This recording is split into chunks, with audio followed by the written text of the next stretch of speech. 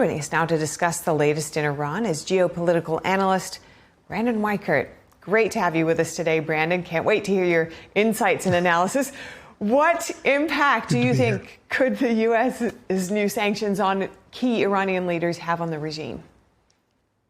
Zero. I Okay. don't believe sanctions are going to work. I think this is all chest beating and chest thumping, and it makes everybody feel good in Washington. But people need to remember, Iran is one of the most sanctioned countries in the world. I don't really know what other more significant sanctions we could do. Whatever we didn't do before, it was because we knew it wouldn't be that significant. But this is all that's left to us in terms of the sanctioning. So that's what we're doing. Okay. The interesting thing you had earlier in the show, I saw you were talking about the Ghost Fleet. That actually is doing some damage to Russia, to Iran, to China. So our stuff going against that Ghost Fleet is actually probably more useful in terms of hurting Iran's economy than anything we're doing to sanction these leaders, in my opinion. And with the Pentagon sending naval assets toward the Middle East, is that likely?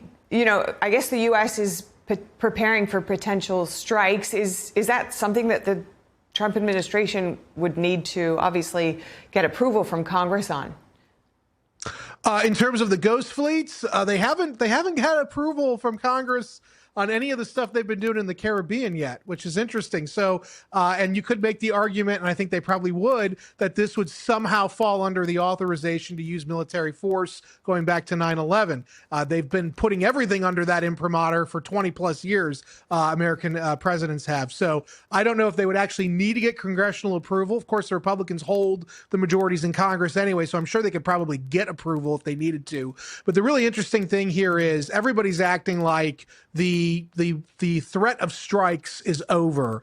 I said yesterday on another program, and I maintain that we are just at the start of this crisis.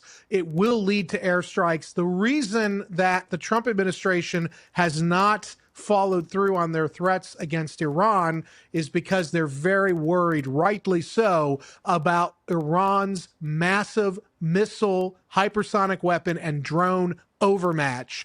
People do not understand. All the airstrikes we and the Israelis did last year didn't put a dent on those Iranian underground missile cities. And right now, U.S. and Israeli air defense systems in the region are depleted, and there is no guarantee that the Arabs are going to help shoot down a missile swarm from Iran because of tensions over the Gaza war. So if it is, you're saying that this is heading towards strikes, what does the U.S. need to do to position itself to win? Well, the thing that we need to remember is, again, Iran is not an equal of the U.S. militarily, maybe not even conventionally an equal of the IDF, but Iran has certain unconventional capabilities that makes it a very significant threat, notably to Israel and the U.S. bases in the region. And that really comes down to those missile swarms, those hypersonic weapons, and the drones, as well as the force multipliers of the Houthis, to a lesser extent now Hamas and Hezbollah. So the Iranians have a lot of things they can do still to really damage Israel in particular. I think that the Trump administration was about to bomb last night, and the reason they pulled back is because they realized the Iranians really could basically obliterate Tel Aviv and Haifa and some of the big economic hubs of Israel, as well as those U.S. bases. Even with all the air defenses, like I said, they're not foolproof. And the kinds of numbers that Iran can throw at us will overwhelm what we have in the region, both us and Israel. So Trump is holding off from strikes. What are the next steps that He's going to probably wait. Yeah, those carriers are inbound. He's going to probably wait for the carriers to, position themselves. We're already apparently moving assets into Diego Garcia, which is in the Indian Ocean. We are obviously moving lots of assets still into the Middle East via Europe. I would anticipate in the next couple of weeks, this thing is probably going to heat up again. But Trump's going to be in a holding pattern until those carriers are in position. Okay.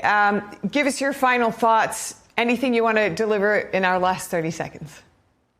My hope is that we can avoid another Middle East war. I hate the regime in Iran, but we cannot afford a Middle East war right now. We need to focus on Western hemispheric defense and space defense, Golden Dome. Those need to be the two things we're focused on. Oh, just lastly as well, because some of those assets moving towards the Middle East are leaving the Indo-Pacific. How much of a risk does that involve in terms of the security there?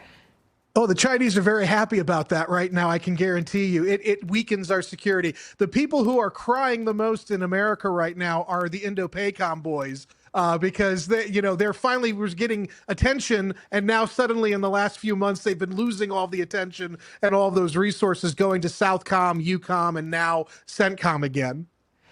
Gee, so okay, let's work on that Iron Dome, that Golden Dome, and see where we go from here. Thank you so much for your time Thanks and your for insights. having me. Brandon Weichert. Yep.